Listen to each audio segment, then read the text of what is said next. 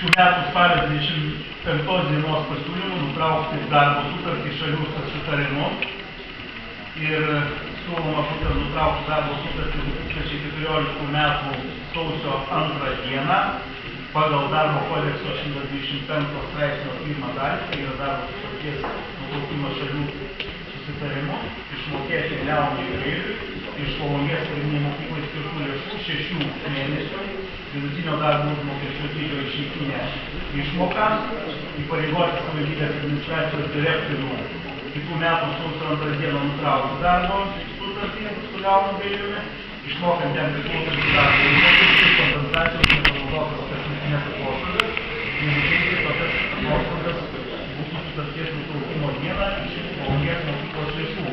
Ir įgalioti savivaldybės administracijos direktorių pasirašyti susitarimą su Volungės pagrindinės mokyklos direktoriumi Leonu Gailiumi dėl darbo sutarties nutraukimo. Siūlau savivaldybės tarybai priimti tokį sprendimą. Klausimo pristatymą baigiau. Kas nori paklausti, ponas?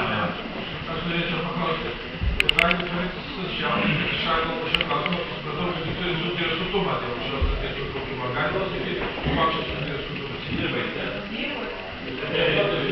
Atsakau į gerbiamo tarybos nario klausimą.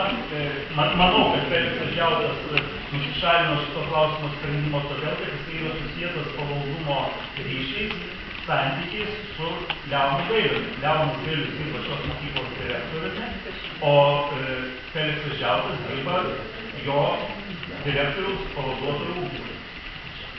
Sakė? Gerbiama Tikienė, prašau. Aš noriu paklausti vedėjo. Iš tiesų, šiam posėdį skambėjo klausimas trūksta lėšų pedagogų atlyginimams. Vaistinės sumos 6 milijonai ir taip toliau. Klausimas vedėjai būtų toks. Kas svarbiau, ar išeitinė kompensacija direktoriui, kuris išeina į pensiją, ar pedagogams, kurie atliko darbą už spalio mėnesį, jau atliktas darbas, išmokėti atlyginimus. Tai kas jūsų manymu svarbiau? Atsakau, pirmiausia, jūsų klausimo pirmą dalį. Pedagogams darbo užmokestis visos miesto savivaldybės švietimo biudžetinės ir viešosios įstaigose iki šiol buvo mokamas laiko ir iki šių finansinių metų pabaigos bus mokamas laiko. Kadangi sakiau, tai į pirmą klausimo dalį, tai manau, netenka prasmės atsakinėti antrą klausimo dalį. Darbo užmokestis mokamas iš mokinio krepšelio lėšų Alytaus miesto savivaldybės mastu pakankamai. Kas dar nori klausti, kolegas? Balsuojam. Kalbėti? Kažkas nori kalbėti? Prašau, kas nori kalbėti, kolegas? Niekiem nekalbės, kažkas neleidžia jį. Kas įjungęs ir neišjungęs? Prašau, kolegas, jau. Taip, iš tiesų, kadangi nesu tokios ydingos praktikos palaikytoja, tiek kiek Europos tarybos sprendimų, iš tikrųjų, aš manau, kad tai nėra pats geriausias gerai dirbusio direktoriaus ir pedagogo pagerbimo būdas. Jeigu mes jam sumokam pinigus tam, kad jis išeitų į pensiją, tai mano manymu, iš tiesų, gerai dirbantis direktorius, mes prašytume jo likti ir toliau vadovauti mokyklai, na, o jeigu susiklosto taip, kad žmogus jau ketina palikti šią darbo vietą, tai yra prašymas išeiti iš darbo.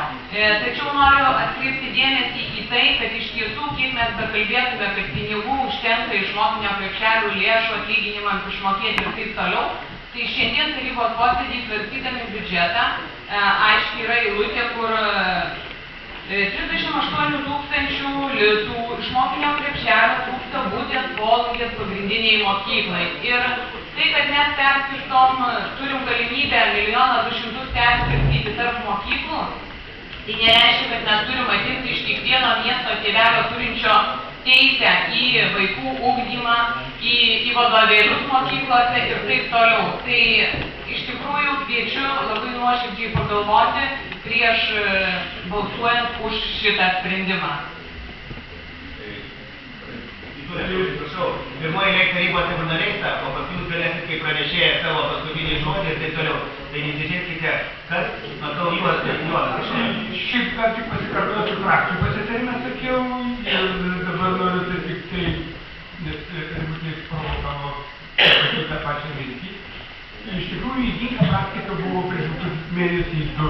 Tai iš tikrųjų ydinga, kai direktorius, vaizdžiai tariant, iš vakaro turto nulaužė, perrašo pareiškimą ir mes jį išleidžiam su 6 mėnesių išleidinėm. Ir tada bandėm atkreipdėmėsi mes partija Tvarka ir Teisingumas, kad neteisinga, negalima, nes jį reikia vaizdžiai tariant išvyti. Čia visiškai kita situacija. Žmogus garbingai, labai gerbiamas ir daug atidavęs šitai visai sistemai. Manau, kad vienas iš geresnių būtų praktikų ir arba tokios patirties, kuri iš tikrųjų pagarba žmogui. Tai 6 mėnesių šitą išeitinę, tai tikrai nesugriaus biudžeto ir tikrai neužlopysime šitų skylių, kur mes vaizdžiai tariant daug kur vėjais paleidžiam pinigų. O čia parodyti dėmesį žmogui, padėkoti jam, tai manau, kad tinkamas. Juozas, prašau, tai ar jūs pritarėte ar ne, tai nesupratau jo? Sprendimo projektui tai pritarė. Tai aš irgi pritariu Jonai, nes tikrai reikia padėkoti už ilgamesį darbą, nusipelnė žmogus, o ne čia reikia taupyti. Ačiū. Aš kolegas. Tai aš irgi pritariu sprendimo projektų, manau, kad reikia diferencijuoti, nes ta diskusija vakar vyko ir frakcijos, ir koalicijoje, ir toliau visą, kiek supratau, tai gal nusistatykime, jeigu yra žmogus atidingas, nusipelnęs, vien pasakyti ačiū, mano supratimus svarbaus materialistas neužtenka. Dar po to reikia gyventi ir taip toliau. Taip, kad viena iš padėkų formų yra ir piniginė. Taip, kad siūlau balsuoti už projektą. Prašau.